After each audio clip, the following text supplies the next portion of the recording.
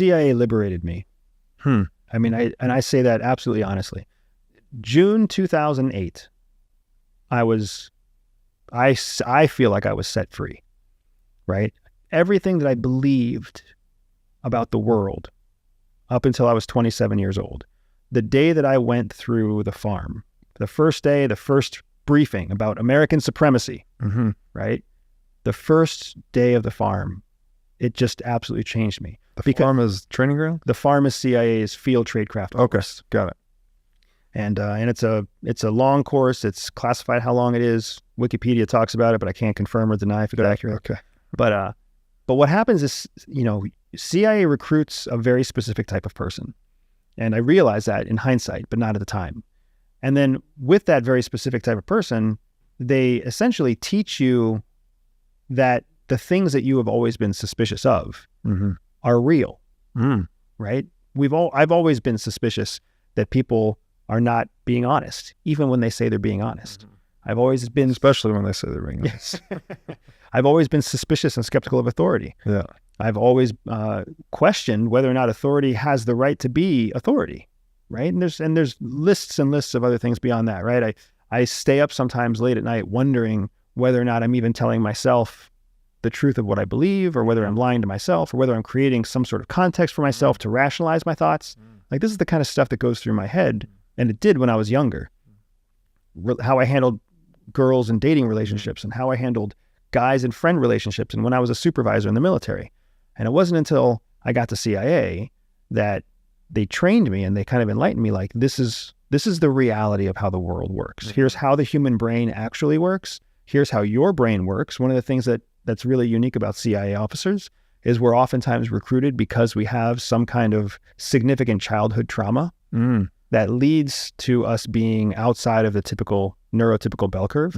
So we're higher anxiety than the average person, higher self-discipline than the average person, more rejection issues than the average person, right? So we fear rejection, we want loyalty, we trade loyalty. So we're fucked up in our own way. But you learn about it, and it's incredibly validating because now you see that everything you've been conditioned to believe is fake. It's not real. You've been conditioned to be a cog in a larger machine that works a very predictable way so that the state can function.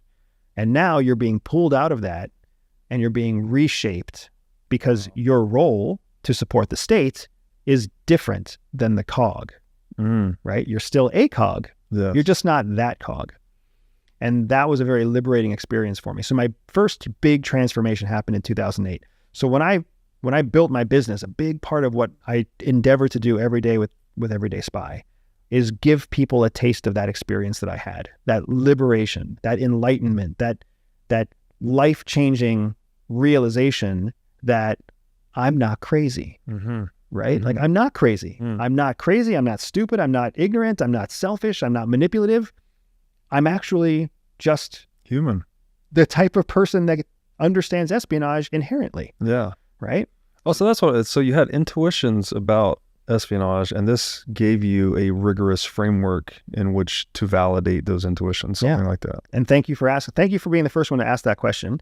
And thank you for being the one to kind of, summarize it that way. But yeah, you're right. I had an intuition about espionage, but no training to back it. And then I got the knowledge and the systems and the framework to recognize that my intuitions that always made me feel like I was a horrible person were in fact just natural. They were gifts, even. Natural ordained gifts for espionage. Yeah. Then the second big aha moment came when I left CIA. Because the whole time I was at CIA, from 2008 to 2014, when I was a trained officer, and from 2007 to 2014 when I was an officer, I never quite realized that the skills they were teaching me were also the governing tools that they were using to control me. Of course. Right? I was inside of a system where the people who trained me what I knew more. And they were using that superior knowledge to be able to make sure that I executed my ops, and that I made sure that I put myself at personal risk, and then I made sure I told the truth, right? So I was stuck inside that same KLT, RICE, secret life, public life, private life framework, but I was just subservient to the larger organization. So it wasn't until I left and got some space from it and realized how the system was failing me in my everyday life that I started asking myself the question, had the chance to reflect and say, holy smokes, like I feel like I'm failing in my current life. I'm not failing. I'm just not using the tools I was given. Yeah. Because before I was instructed what tools to use and when.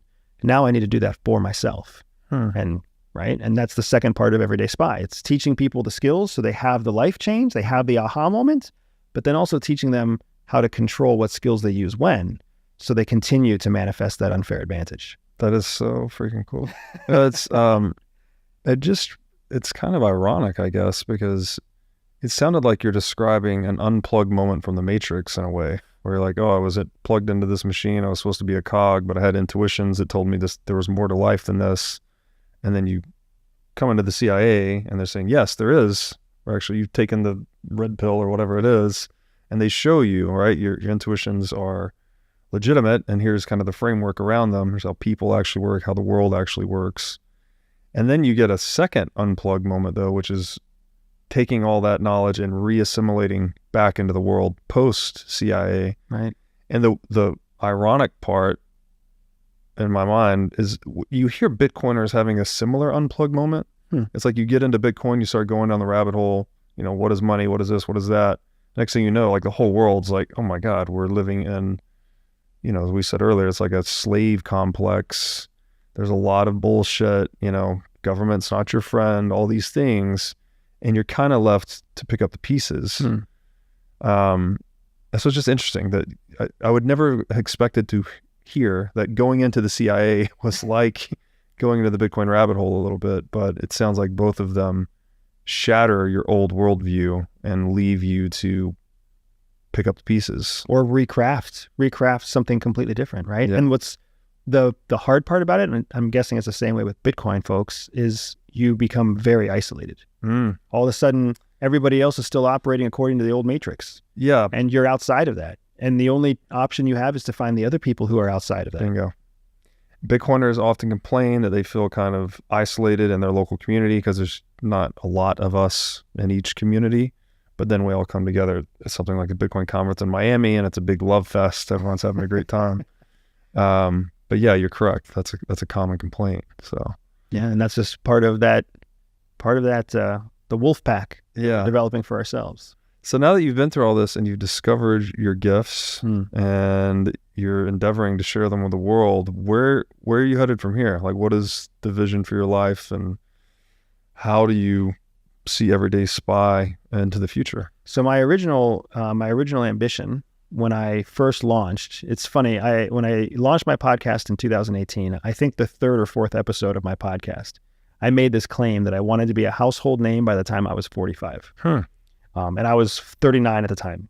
So I made that claim not because I wanted to be a household name, but because I was trying to make a point about how CIA teaches us to set ridiculously impossible goals. It's not worth it to just set a realistic goal. It's not worth it to set a goal that's a stretch, right? Set a ridiculous, completely improbable, embarrassing to say out loud kind of goal. And then see how close to that goal you get. So there I was in 2019 recording a podcast episode where I told the world, which was 11 listeners at the time, right, that I set this goal to be a household name by the time I was 45. And then I was going to disappear. I was going to take all of my toys and fucking go home, right, and turn my company over to an executive, a C-suite, and let them run it. And I'll just take a passive paycheck and just disappear with my family and be with them, be with my kids when they're in their teenage years, and be with my wife while we're still young enough to enjoy our youth. Since then, I am now 43. I have been referenced in popular media as a household name. I don't think I am a household name. I think I'm a YouTube-ish name, but that's about at best, right?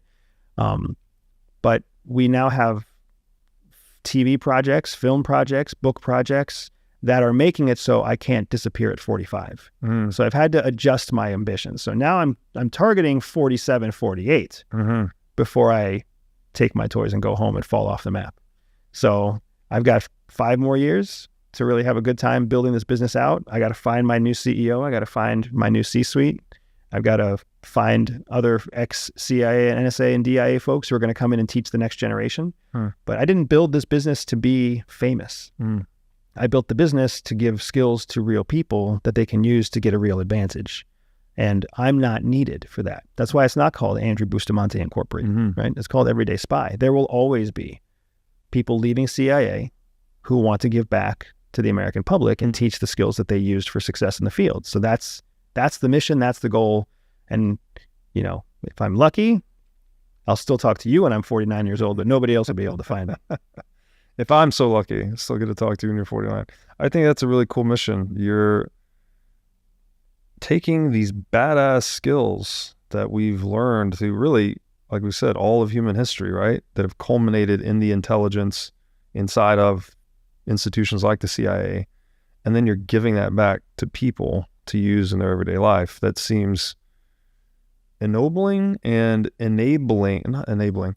You're improving people's competence, right?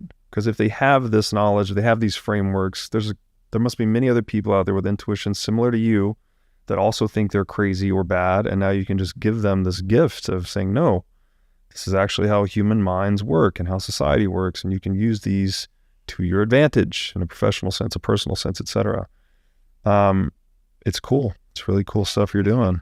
I appreciate it, man. Yeah. And thanks for letting me talk about it. And thanks for asking such awesome questions, man. This was a joy. Yeah, this was great. So we've got you for at least 5 more years, right? You got me. So we'll get you back here at least once a year for the next 5 years. I won't say no to you, man. Dude, thank you so much for doing this. Where can people find you on the internet? Yeah, the fastest way to find me is to look up everydayspy.com. That's my homepage. If you're a podcast fan, look up my podcast. It's called the Everyday Espionage Podcast. Or if you just Google my name, Andrew Bustamante, you'll find me on all platforms, and you'll find your way to whether you want to listen to me, watch me, or hear me. Beautiful.